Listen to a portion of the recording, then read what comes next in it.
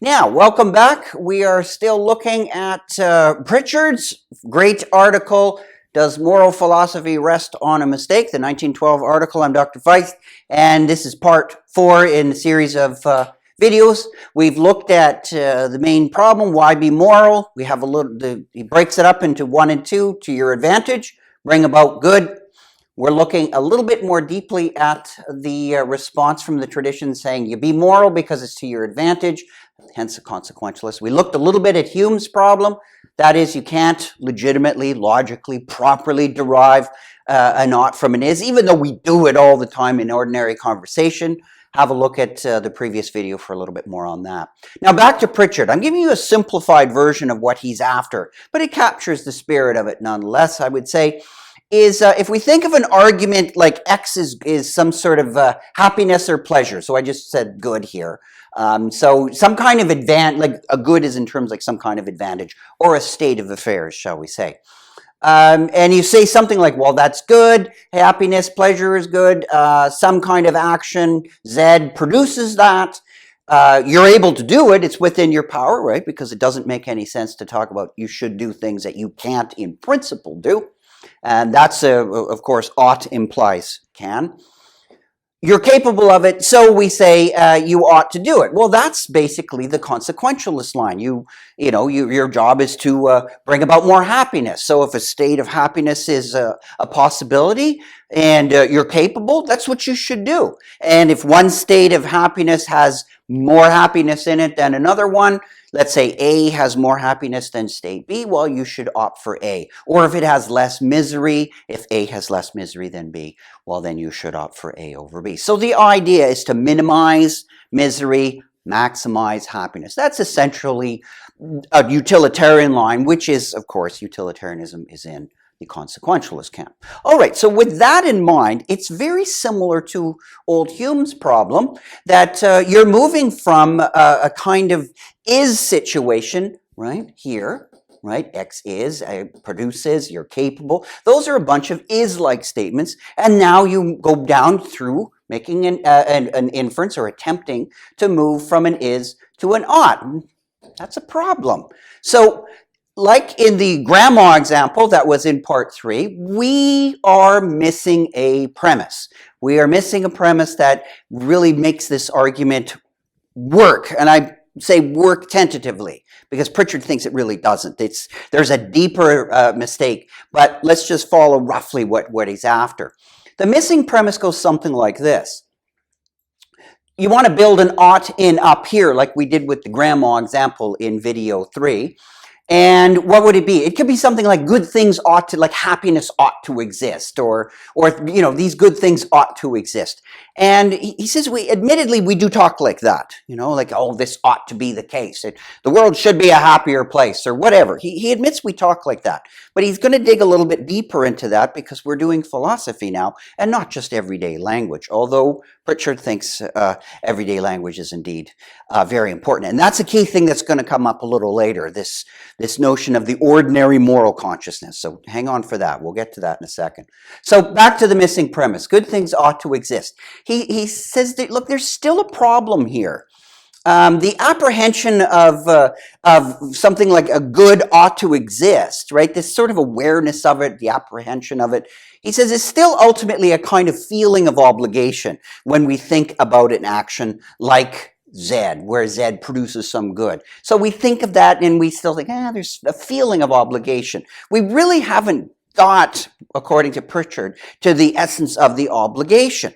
So he thinks that this is ultimately a kind of a failure because even with this specific premise added, it's violating a sense of language and the proper use of terms. And he says that all this ultimately fails really because terms like obligation, terms like ought, these things that are associated with, or basically form the backbone of moral philosophy, these don't apply to things. We shouldn't be talking about, that there's an obligation attached to a thing, like that something ought to exist. So obligations, you don't use that as a term that attaches to things. Rather, obligations and oughts and all that stuff, they really apply to actions. Hence the idea is that when you think that a good ought to exist, what you're really saying is that you should do it. So when we say things like, there should be more happiness in the world, what we're really saying, according to Prichard, is that if you think about it deeply, is you're not simply saying that happiness ought to exist. You're saying that people ought to do things such that the result creates more happiness. So the obligation is more basic than anything. So the obligation is fundamental. Even if you say, well, the universe ought to be, goodness ought to be in the universe or whatever. Prichard said what you're really saying is that God should have done something differently or should do something different in the future or had done something different in the past. So he's saying that the fundamental aspect of all this is going to fail if you're putting the good, this notion of good, in a fundamental position and getting an obligation out of it. No, that's the wrong way to think of this. This obligation is primary and it applies directly to things like action. So Prichard is going to be very intent on describing actions, and he's going to describe them, as we'll see in a later video, in a very narrow context. And that raises also important things about how to describe actions in moral theory. So, but why, you could question why we should accept Prichard's analysis.